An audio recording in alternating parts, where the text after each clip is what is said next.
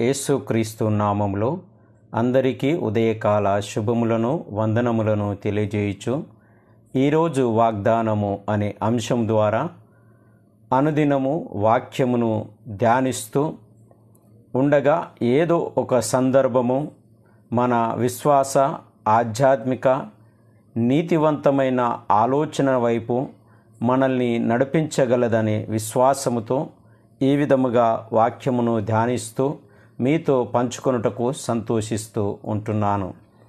ఈరోజు దేవుని వాగ్దానము అపోస్తలుడైన పౌలు తిమోతికి వ్రాసిన మొదటి పత్రిక 1వ అధ్యాయము 13వ వచనము చివరి భాగమును మనం చూసినప్పుడు, తెలియక అవిశ్వాసము వలన చేసి తిని గనుక కనికరింపబడితిని. ఈ మాటను బట్టి ఈ సర్వ సృష్టిలోని సర్వ మానవాళి పట్ల దేవుని యొక్క ఉద్దేశము సంకల్పము ఏ విధమై ఉన్నది అనేది అది బయలుపరచబడుట, మనల్ని ఆలోచింపజేయుట, ఇది చాలా ప్రాముఖ్యతను మనకు గ్రహింప చేయుచున్నది. ఇట్టి సందర్భంలో 3 విషయాలు మనకు జ్ఞాపకం చేయబడతాయి. ఈ వచనాలను మనం గమనించినప్పుడు పౌలు మాట్లాడుచున్నటువంటి ఆ స్థితిలో మొదటిది తన పూర్వపు జీవితము, తన పూర్వపు ఏ విధమైనటువంటి జీవితమును జీవించినాడో అనేది గ్రహిస్తూ, రెండవది అయినప్పటికీ తన పరిచర్యకు ఒక నమ్మకమైనటువంటి వానిగా ఎందుకు ఎంచినాడు అనేది జ్ఞాపకం చేస్తూ, మూడవది తాను కనికరింపబడేటటువంటి స్థితి దేవుడు ఏ విధంగా తనకిచ్చినాడు, ఒక వ్యక్తి కనికరింపబడగలడా, దేవుడు కనికరించగలడా అనేటటువంటి విషయాన్ని ఇక్కడ బయలుపరచడం మనం జ్ఞాపకం చేయబడుతూ ఉంటుంది. ప్రియమైన స్నేహితులారా, ఈరోజు మానవ జీవితాలను మనం పరిశీలన చేసినప్పుడు ఒక సామెత ఎప్పుడు చెప్పబడుతూ ఉంటుంది. అది తెలుగులో మనం చూసినప్పుడు ఆ సామెతను గురించి ఆలోచన చేసినప్పుడు, తప్పు చేయనివాడు అప్పు చేయనివాడు ఈ లోకంలో లేడు అనేది ఒక సామెత వినబడుతుంది. అనగా తప్పు చేయనివాడు అప్పు చేయనివాడు లేడు అనేది సృష్టిలో జ్ఞాపకం చేయబడుతూ ఉంటుంది. అనగా మనిషి అన్నప్పుడు ఏదో ఒక విధంగా తప్పును జరిగిస్తాడు. ఎంత జ్ఞానవంతుడైనా, ఎంత మేధావి అయినా, ఎంత గొప్పవాడు అయినా, ఎంత చురుకైన వాడు అయినా ఏదో ఒక దగ్గర తాను తప్పు జరిగిస్తాడు. అది కుటుంబంలో కావచ్చు, జీవితంలో కావచ్చు, తాను నిర్వర్తిస్తున్నటువంటి కార్యంలో కావచ్చు, తన నాయకత్వంలో కావచ్చు, తన అధికారమును బట్టి కావచ్చు. ఎంత మేధావి అయినప్పుడు ఎక్కడో ఒక విధంగా అతడు తప్పును జరిగిస్తాడు. రెండవది జ్ఞాపకం చేస్తుంది ఏంటంటే, ఈ ప్రపంచ కోటీశ్వరుడు అని పిలువబడుచున్నటువంటి వ్యక్తులైనా అప్పు చేయకుండా ఎదగలేరు, అప్పు చేయకుండా ఈరోజు మనుగడను కొనసాగించలేరు.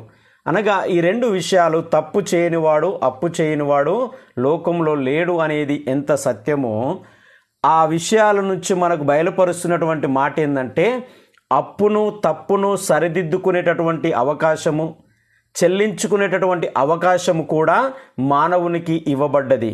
నువ్వు తప్పు చేయడం గొప్ప కాదు, నువ్వు అప్పు చేయడం గొప్ప కాదు, కానీ దానిని సరిదిద్దుకోవడం కావచ్చు, దాన్ని చెల్లించడం కావచ్చు.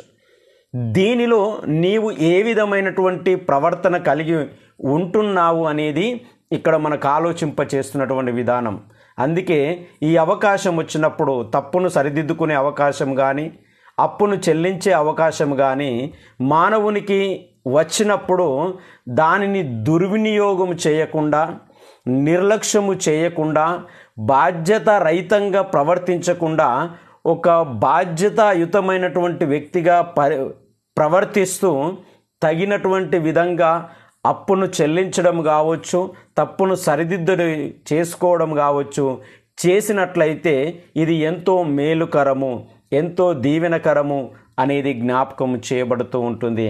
అందుకే చెల్లించలేనటువంటి, సరిదిద్దుకోలేనటువంటి ఒక వ్యక్తిని గురించి పరిశుద్ధ గ్రంథంలో యేసుక్రీస్తు ప్రభుల వారు కొండ మీది ప్రసంగంలో జ్ఞాపకం చేస్తూ మత్తయి సువార్త 5వ అధ్యాయము 25-26 వచనాలను మనం చూసినప్పుడు, నీ సహోదరునితో నీకు ఏదైనా విభేదం ఉన్నప్పుడు నువ్వు వెళ్ళి ఇమీడియట్లీ అతనితో సమాధాన పడి నా సన్నిధికి రా అని జ్ఞాపకం చేసినటువంటి సందర్భము మన జ్ఞాపకం చేయబడుతూ ఉంటుంది. ఈరోజు వాగ్దానమును మనం గమనించినప్పుడు కూడా అపోస్తుడైనటువంటి పౌలుని గురించి అందరికీ తెలిసినటువంటి సత్యం అండి. అతడు గమాలియేలు యొక్క పాదముల దగ్గర విద్యను అభ్యసించినటువంటి వ్యక్తి. అంతేకాకుండా మతనిష్ట కలిగినటువంటి వ్యక్తి. తన స్థితి ఎంతగా ఎదిగింది, ఎంతగా ఫలించింది, ఎంత జ్ఞానవంతుడుగా అని పిలువబడుచున్నాడో, అతడు తన స్థితి అంతటిని నెమరు వేసుకుంటున్నప్పుడు అతడు ఎదిగినటువంటి స్థితిలో అతడు చేసినటువంటి తప్పును, లోపమును సరిదిద్దుకునేటటువంటి అవకాశము యేసుక్రీస్తు ప్రభుల వారు అతనికి దర్శించి అతని జీవితాలలో, అతని యొక్క ఉద్దేశంలో ఒక నూతన అధ్యాయాన్ని ఆరంభింపచేసినటువంటి సంఘటనను ఇక్కడ జ్ఞాపకం చేస్తూ ఉంటున్నాడు. అందుకే 12వ వచనంలో అంటున్నాడు, పూర్వము నేను దూషకుడను, హింసకుడను, హానికరుడనైన నన్ను. ఎంత గొప్ప ఆలోచన! ఆయన ఏది మర్చిపోలేదండి. తన స్థితి ఏందో తనకు తెలుసు, తన పరిస్థితి ఏందో తనకు తెలుసు. ఈరోజు చాలామంది తను చేస్తున్నటువంటి పని ఏందో తెలియలేకనే ఈరోజు మోసపోతూ ఉంటున్నారు, ఈరోజు బలహీనులు అవుతూ ఉంటున్నారు, ఈరోజు సరిదిద్దుకునే స్థితికి రాలేకపోతూ ఉంటున్నారు. అందుకే ఈయనంటున్నాడు, పూర్వము నేను దూషకుడను, హింసకుడను, హానికరుడనైనటువంటి నన్ను. ఆయన వ్యక్తిగతంగా జ్ఞాపకం చేస్తూ ఏ విధంగా దేవుడు నన్ను సరిదిద్దినాడయ్యా, ఏ విధంగా సరిదిద్దుకోవడానికి అవకాశం నాకు ఇచ్చినాడయ్యా అని ఆలోచన చేసినప్పుడు తన పరిచర్యకు నియమించి నమ్మకమైనటువంటి వానిగా ఎంచినందుకు నన్ను బలపరిచిన మన ప్రభు అయిన యేసుక్రీస్తుకు కృతజ్ఞుడనై ఉన్నాను. మనిషి తప్పు చేయడని కాదండి, మనిషి లోపం లేనివాడని కాదు, మనిషి తప్పు చేసినటువంటి దానిని గుర్తించి తెలుసుకొని సరిదిద్దుకునే అవకాశమును దేవుడు కల్పిస్తూ ఉంటున్నాడు. అందుకే దేవుని మాట ఏం జ్ఞాపకం చేస్తుందంటే, నేను కనికరముని కోరుచున్నాను కానీ నేను బలిని కోరువాడను కాదు అనేది జ్ఞాపకం చేయబడుతూ ఉంటుంది. అందుకే ఆయన మాట్లాడుచు, నేను హింసకుడను, నేను హానికరుడను, నేను ఎంతో అవమానించినటువంటి వ్యక్తిని, ఎంతో మంది జీవితాలను నాశనము చేసి మరణానికి కారణమైనటువంటి వ్యక్తిని, ఇంత చెడు వ్యసనాలతో ఇంత చెడు వ్యక్తిగా నేను ఉన్నటువంటి నన్ను దేవుడు దర్శించి నా జీవితాన్ని మార్చుకునే అవకాశము ఇచ్చినాడు అని జ్ఞాపకం చేస్తూ, ఇవ్వడమే కాకుండా ఆయన గొప్ప పరిచర్యలో నన్ను పాలి భాగస్తునిగా చేసి, ఇదిగో అజ్ఞానము వలన నేను చేసినటువంటి నా తప్పును, ఇదిగో తెలిసి తెలియక చేసినటువంటి నా తప్పును సరిదిద్దుకునేటటువంటి ఒక మనోజ్ఞానమును నాకు కలిగించినాడు అని తన తప్పును తెలుసుకొని ఎంత నమ్మకమైనటువంటి వానిగా ఆయన జీవించి ఉన్నాడో చరిత్ర మనకు జ్ఞాపకం చేస్తూ ఉంటుంది పరిశుద్ధ గ్రంథం ద్వారా. ఇక్కడ ఈ వాక్య ధ్యానంలో ఉన్నటువంటి ప్రతి ఒక్కరము గమనించాల్సినటువంటి విషయము, ఈరోజు మన జీవితాలలో మనము తెలిసో తెలియకో తప్పులు చేస్తూ ఉండవచ్చు, మోసము చేస్తూ ఉండవచ్చు, దూషిస్తూ ఉండవచ్చు, హింసిస్తూ ఉండవచ్చు, ఎదుటి వ్యక్తి యొక్క వ్యక్తిత్వాలను నాశనం చేస్తూ ఉండవచ్చు. అది తప్పు అని తెలిసినప్పుడు, అది దేవుడు మనకు తప్పు అని జ్ఞాపకము చేసినప్పుడు మనము ఏ విధంగా ప్రతిస్పందించగలుగుతున్నాం? ప్రతిస్పందించినటువంటి విధానం మీదనే మనం కనికరించబడేవారమా, మనము తప్పును సరిదిద్దుకునేటటువంటి యోగ్యత కలిగిన వారమా లేని వారమా అనేది మన జీవితం పైన, మన ప్రతిస్పందన పైన ఆధారపడి ఉన్నది అనేది జ్ఞాపకం చేయబడుతూ ఉంటుంది. కాబట్టి ఈరోజు మనం హానికరమైనటువంటి, ఇతరులను నష్టపరిచేటటువంటి, ఇతర కుటుంబాలను ఏలన చేసేటటువంటి, ఇతర బ్రతుకులకు హానికరమైన ఆటంకమైనటువంటి వ్యర్థమైనటువంటి జీవితం ఒకవేళ జీవిస్తే దేవుడు కనికరించేవాడు కాదు. అందుకే ఇక్కడ గమనించాల్సినటువంటి మరి యొక్క విషయం ఏంటంటే, దేవుడు అందరినీ కనికరించడు. దేవుడు అందరినీ కనికరించడు. నేను తప్పు చేసినాను అని తెలుసుకొని దేవుని దగ్గర పశ్చాత్తాపడినా ఒప్పుకున్న ప్రతి వ్యక్తికి ఆయన కనికరించడానికి ఇష్టపడుతున్నటువంటి వ్యక్తి అనేది ఇక్కడ జ్ఞాపకం చేయబడుతూ ఉంటుంది. దేవుని ప్రియ విశ్వాస సమూహమా, ఈరోజు వాగ్దానము అనే ఈ వాక్య ధ్యానము మనల్ని దైవ సంకల్పంలో ఏ విధముగా కనికరించబడడానికి అవకాశం ఉంది, సరిదిద్దుకోవడానికి అవకాశం ఉంది అని ఆలోచన చేసినప్పుడు, ఒకవేళ తెలియక చేసినటువంటి తప్పులను దేవుడు క్షమించడానికి ఇష్టపడుతూ ఉంటున్నాడు. తెలిసి తప్పు చేస్తూ సంఘానికి, కుటుంబాలకు, నీ విశ్వాస జీవితానికి అర్థము పర్థము లేనటువంటి జీవితము జీవిస్తే దేవుడు క్షమించేవాడు కాదు. దేవుడు ఎంతవరకు క్షమించడానికి ఇష్టపడ్డాడో పరిశుద్ధ గ్రంథంలో మనం చూస్తాం. తప్పును సరిదిద్దుకునేంత వరకు ఆయన ఇష్టపడతాడు.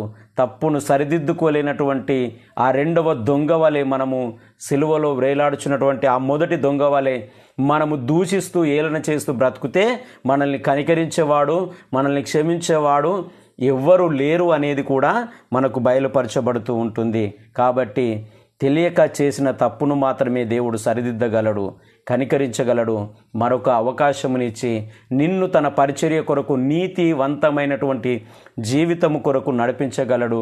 నీ కుటుంబంలో, నీ జీవితంలో ఒక ఆదర్శప్రాయమైనటువంటి వ్యక్తిగా తీర్చిదిద్దగలడు అనేది జ్ఞాపకం చేయబడుతూ ఉంటుంది.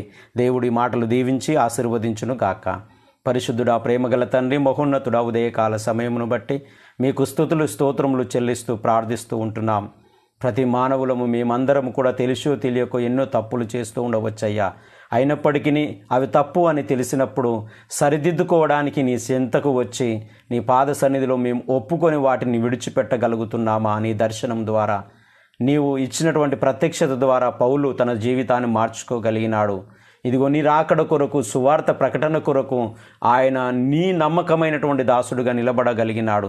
ఈరోజు మేము తెలిసో తెలియక చేసినటువంటి తప్పులను క్షమించబడి సరిదిద్దుకొని ఇదిగో ఈ లోకంలో ఈ విధమైనటువంటి జీవితమును జీవించగలుగుతున్నామనే ఆలోచన మా ముందుంచినందుకు మీకు వందనాలు చెల్లిస్తూ ప్రార్థిస్తూ ఉంటున్నాం. కన్నీళ్లతో, దుఃఖముతో, కుటుంబ సమస్యలతో, ఆర్థిక ఇబ్బందులతో, అయ్యా దేవా ప్రభు అని అనారోగ్యముల చేత హాస్పిటల్లో ఉండి ప్రార్థనలు చేస్తున్నటువంటి బిడ్డలను, కుటుంబ సమస్యల చేత ప్రార్థనలు చేస్తున్నటువంటి బిడ్డలను కనికరించి క్షమించి ఇదిగో వారికి కావలసిన ఈవులను, వరములను అనుగ్రహించి దీవెనలతో నింపుమని, ప్రత్యేకంగా ప్రయాణాలను చేస్తున్నటువంటి పనులను, వారి యొక్క కష్ట సుఖాలలో నీ తోడుని ప్రసన్నతను అనుగ్రహించి దీవించి ఆశీర్వదించి మేలుల ద్వారా నింపుమని యేసయ్య పరిశుద్ధ నామమున ప్రార్థించి అడిగి వేడుకొనుచున్నాము తండ్రి. త్రియక దేవుని యొక్క దీవెన, నిత్య సమాధానము మనందరికీ తోడు నిండి దీవించి ఆశీర్వదించును గాక. ఆమేన్.